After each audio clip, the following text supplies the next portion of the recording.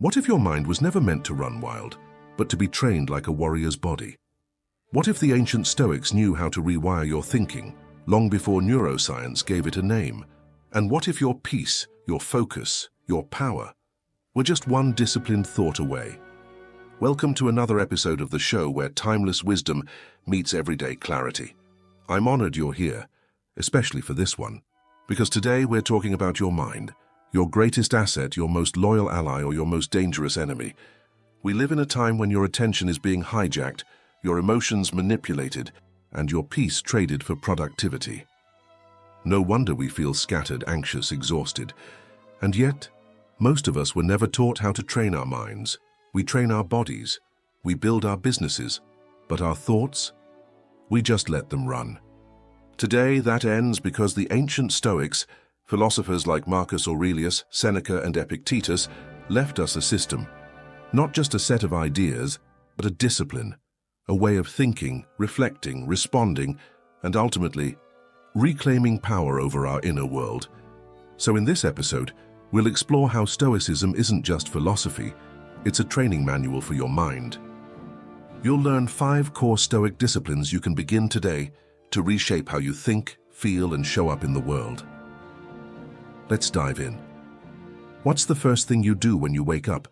If you're like most people, you reach for your phone. Maybe it's to check the time, maybe it's just a habit, but within seconds you're scrolling.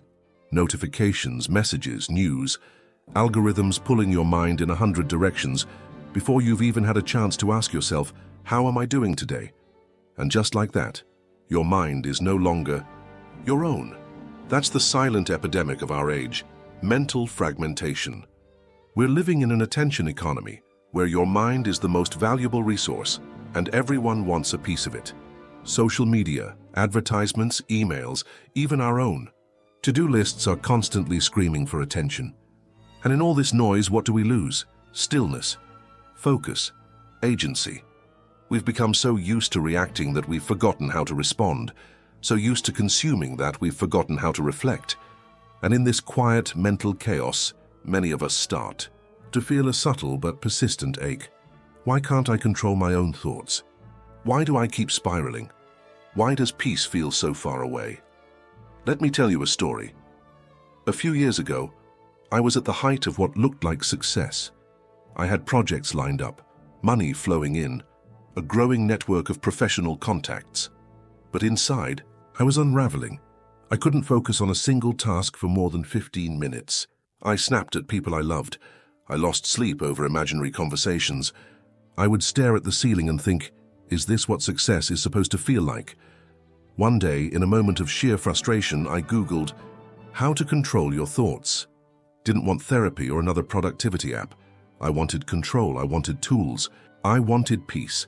That's when I stumbled onto a quote from Epictetus. Freedom is the only worthy goal in life. It is won by disregarding things that lie beyond our control. That one sentence stopped me cold, because here I was, trying to control everything outside me, deadlines, perceptions, outcomes, while letting the thing inside me run wild. My own mind had become the one thing I'd stopped managing, and it showed.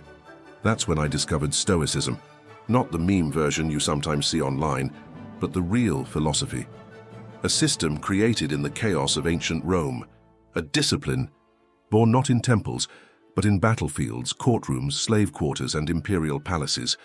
It was designed for people like us, people trying to stay centered in an uncentered world. And here's what I learned. Your mind isn't the enemy. It's a tool, but like any tool, it must be sharpened, maintained, and above all, trained. The Stoics weren't interested in controlling the world. They were obsessed with mastering their perception of the world. They understood something that modern neuroscience is now confirming, that your experience of life is shaped not by what happens, but by how you interpret what happens. That means the real battlefield isn't your inbox, it's not your bank account, it's not your relationship. Drama, it's your mind. And yet how many of us were taught how to navigate it? How many of us have daily rituals to manage our emotions, reshape our thoughts, or build resilience from within? We're taught math, but not meaning. We're taught grammar, but not grit. We're taught history, but not how to handle heartbreak. So, We grow up with brilliant minds but broken systems, and that's the problem. Not that we're weak, not that we're lazy, but that we've been handed powerful machinery without an operating manual. That's what Stoicism gives us, a manual for the mind. It doesn't promise easy answers. It promises clarity. It doesn't offer shortcuts. It teaches endurance. It doesn't say don't feel, it says feel wisely. Because what good is talent without discipline? What good is emotion without direction? What good is life if you're not fully present to it? So before we move forward, let's take a moment. Reflect on this. How many of your thoughts today were intentional? How many of your reactions were automatic? How often do you pause, breathe, and choose your response, rather than letting your emotions choose for you? That's not judgment. That's diagnosis. Because you can't fix what you don't see, and you can't master what you haven't named. This first act, this first chapter of our conversation, is about waking up. Not just from sleep, but from the hypnosis of untrained thought. And once you do, once you see the problem clearly, Timas, you're ready to start the work. And that's where we're headed next. Now that we've peeled back the layers and seen the real problem, the untrained, reactive mind, we can begin to rebuild. The Stoics didn't just observe the chaos of the mind, they mapped it, they trained it, they shaped it.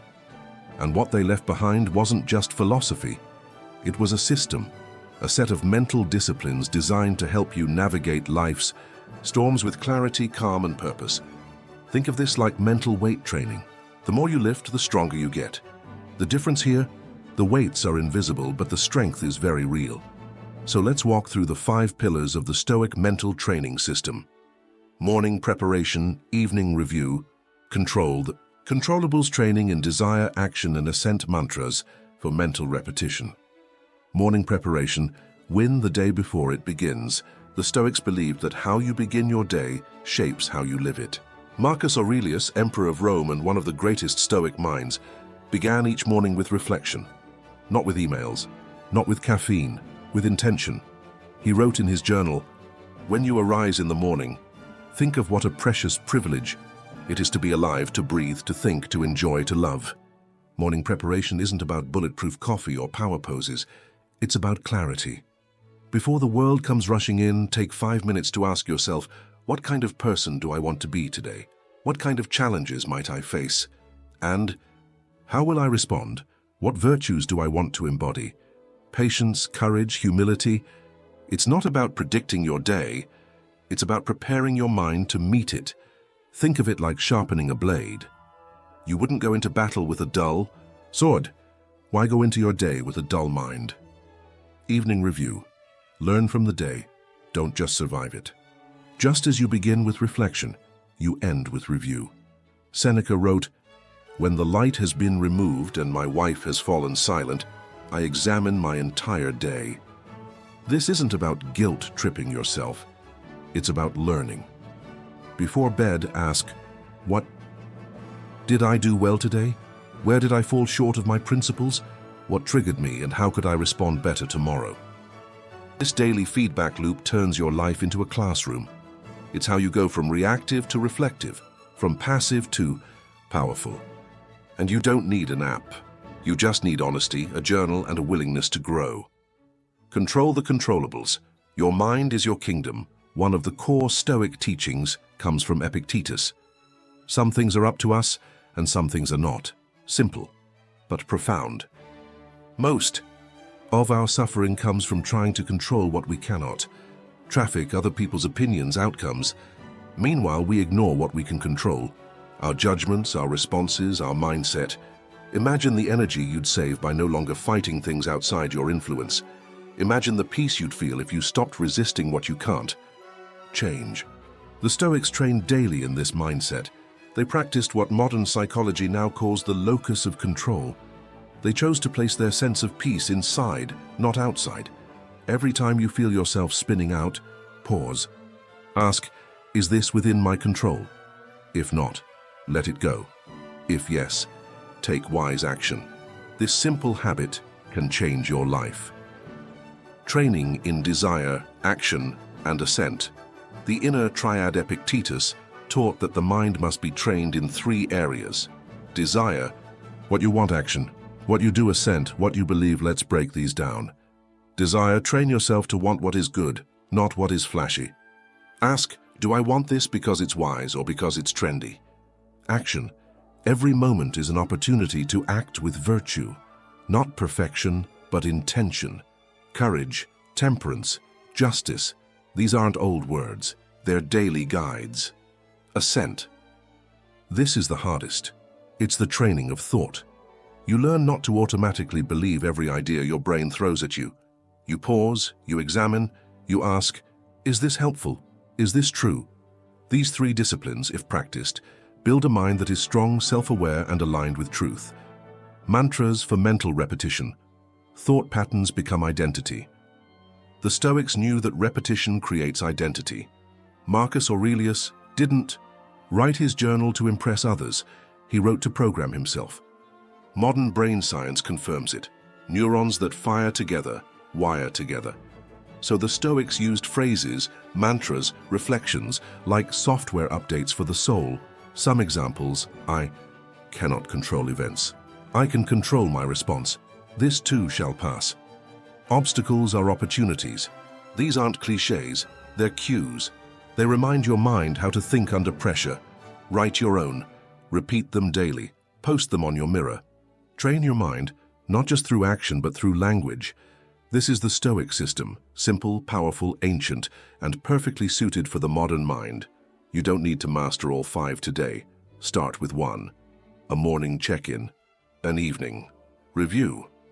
A mantra that reminds you to breathe, because peace isn't built in a breakthrough, it's built in practice. Now that you've seen the system, the question becomes, what actually happens when you live it? What changes, not just in your mind, but in your life, your relationships, your sense of self? Because here's the truth. Philosophy doesn't transform you until it's practiced. Reading Stoic quotes on social media is inspiring, but journaling them each morning, applying them in traffic, remembering them in a moment of anger, that's where change begins. And when it does, it's subtle at first. You begin to pause. You begin to observe. You begin to choose. That one moment where you used to lash out, you breathe. That one morning where you used to spiral, you write. That one setback where you used to give up, you reframe. Your mind becomes less like a storm and more like a sky. Spacious, aware, unshaken.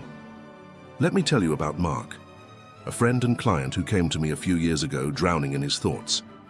He was a successful creative entrepreneur, but emotionally reactive.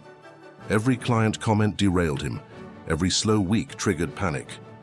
He said, I feel like I'm at the mercy of my own brain. We started small. A 3-minute morning journaling ritual. A nighttime question. Where did I show up today? Where did I shrink? Slowly, Mark learned to notice his thoughts, not become them. To practice a Stoic mantra when anxiety arose. Is this within my control? 6 months later, he didn't just have better habits, he had internal space. He stopped chasing peace and started creating it. That's the transformation.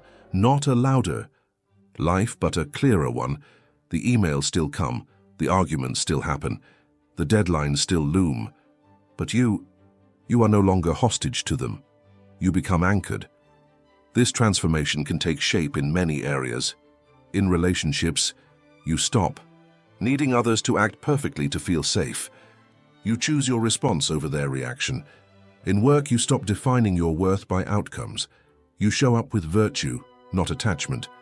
In self-talk, you stop being your worst critic. You become your wisest guide. And over time, what once felt like effort begins to feel like nature. The same way your body feels lighter after consistent training, your mind starts to carry itself differently.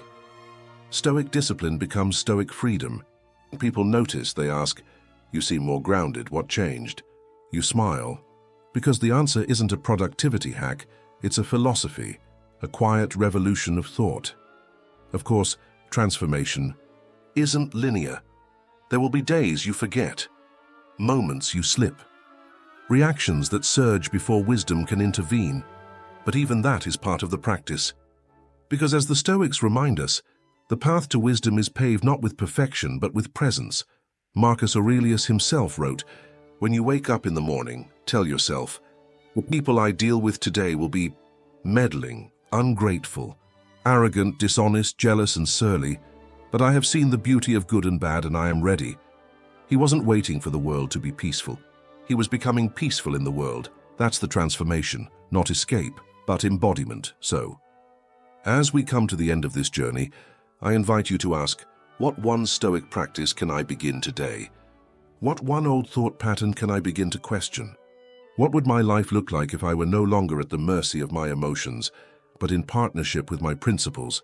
Because the transformation isn't in becoming someone else, it's in becoming more deeply yourself, just with better tools. We've walked through the problem, the untrained reactive mind. We've explored the Stoic system, the simple but powerful disciplines that sharpen clarity. And we've seen the transformation, not as theory, but as lived experience. Now, we arrive at the final moment. And it's the same moment that the Stoics return to again and again, this one. Because Stoicism doesn't ask you to be perfect. It doesn't ask you to feel nothing. It doesn't demand you shut down your emotions or pretend life is easy. It asks one thing, to return. Return to your breath when chaos rises. Return to your values when emotion surges. Return to your inner stillness when the outer world gets loud. This is what it means to train your mind. Not to dominate it, but to lead it. Not to silence it, but to guide it gently, again and again, toward truth. The Stoics taught that you don't need more power, more time, or more validation. You need more presence, and presence is always available. So as we close, ask yourself, what thought can I drop right now? What truth can I return to right now? Who can I be, not someday, but today, in this breath, this choice, this step? Because in the end, this isn't just a podcast. It's a turning point. You've learned the tools, you've felt the shift. Now you decide, will I live this? Because philosophy isn't wisdom on the page, it's wisdom in motion. You don't have to change everything at once. Just begin again right now. Thank you for listening. Thank you for choosing clarity over chaos. Thank you for walking the path of the inner warrior.